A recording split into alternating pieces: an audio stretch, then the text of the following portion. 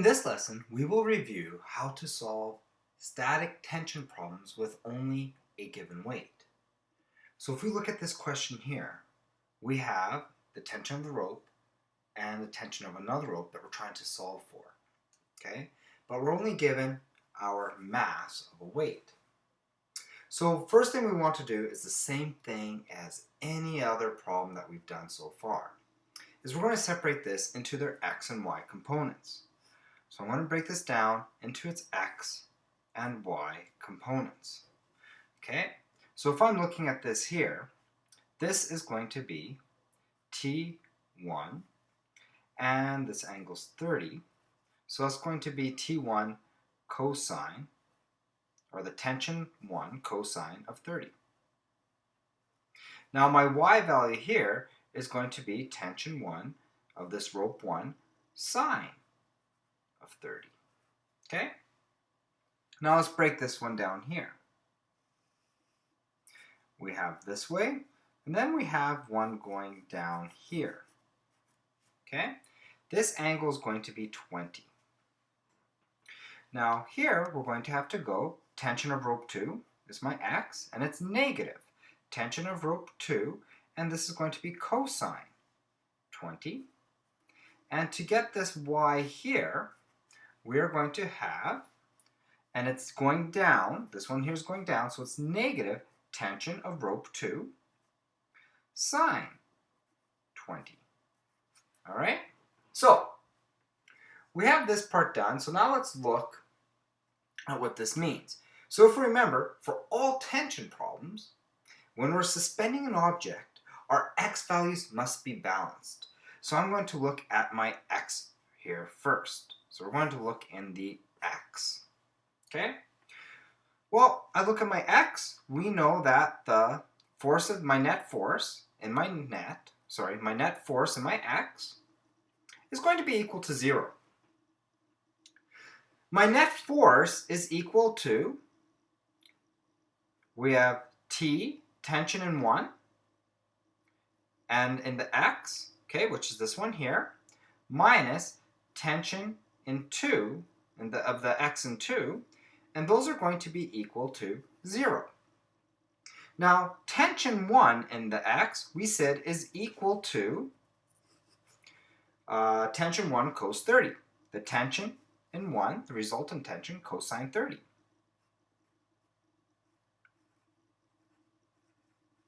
Okay? Now, tension 2x, right here, is negative tension 2 cosine 20. All right, and that's equal to 0. Now let's look at my y's. So I'm going to go over here, and we are going to look at my y components. Well, in this case, we know my F net in my y, my net force in my y, must be equal to my weight, so Fg. Okay? Now my weight is equal to mass times gravity.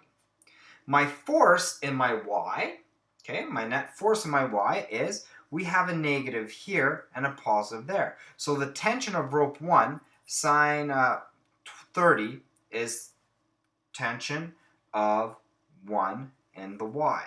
And we want to subtract the tension of 2 in the y. Okay? Because 2 is going down, so that one has to be negative. So we continue this. My mass times gravity, that's going to be 30 kilos.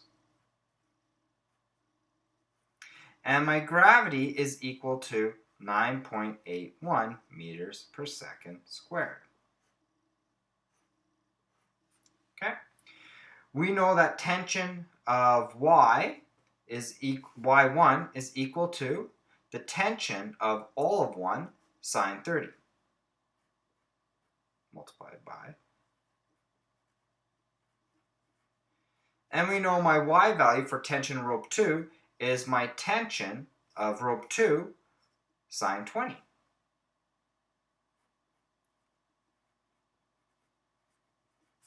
Okay? So there we have my little equation kind of set up. When I multiply this out, I'm going to end up getting 294 0.3 newtons. So we're going to end up tension in rope 1 sine 30 minus tension in rope 2 sine 20 is equal to 294.3.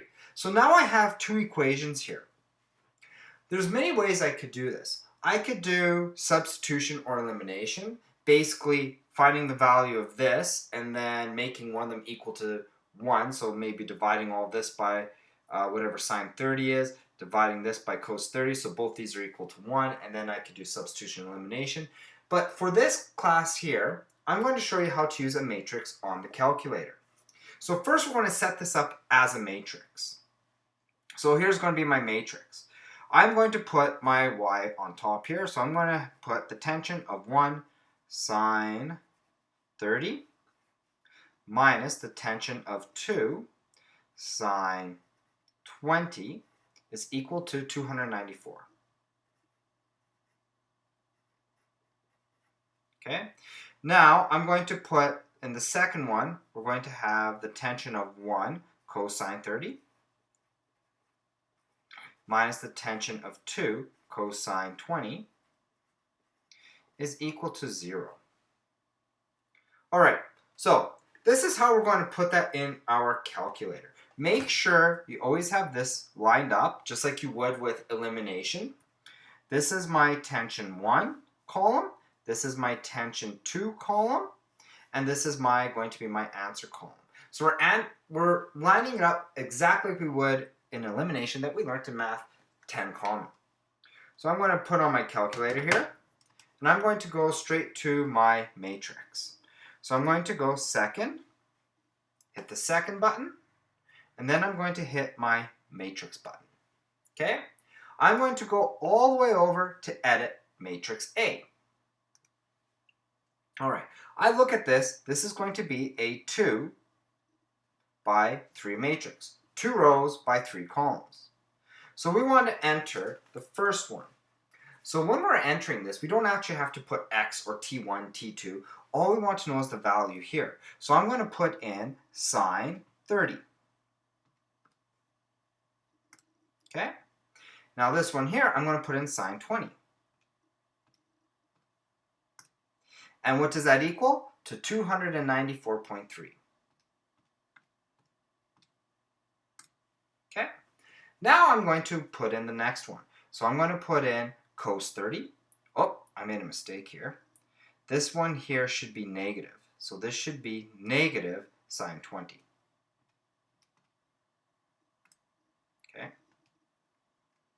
So right here, I have to put in cos 30, cosine 30. And then I'm going to put in negative cosine 20. And this is equal to 0. Alright? So now I'm going to get out of here. So I'm going to put second quit to get out of there.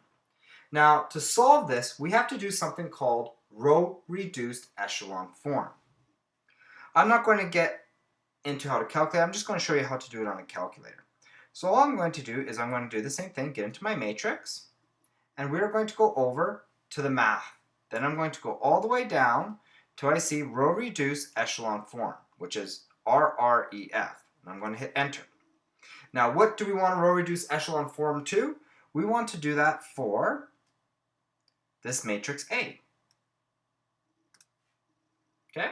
So now when I look at this, it says this value here, the T1 value, my variable for this one, T1, is equal to 1,592.6 joules.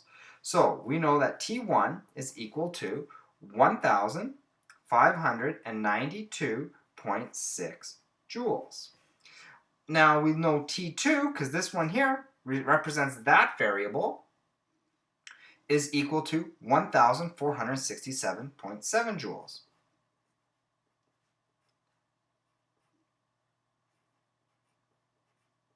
Oh, sorry, not joules, newtons. I don't know why I was thinking of joules here in energy, but we're in newtons. Okay? So now when we have this, we wanted to figure out exactly what was T1. So T1 is 1,592 0.6 newtons. So the main thing we have to look here is, remember, we draw our force vectors, our free body diagram kind of on this, and then we look at our vector components and make sure you know which ones are negative, which ones are positive, to do the calculations of these. Once you do that, we're going to plug it into our calculator and go.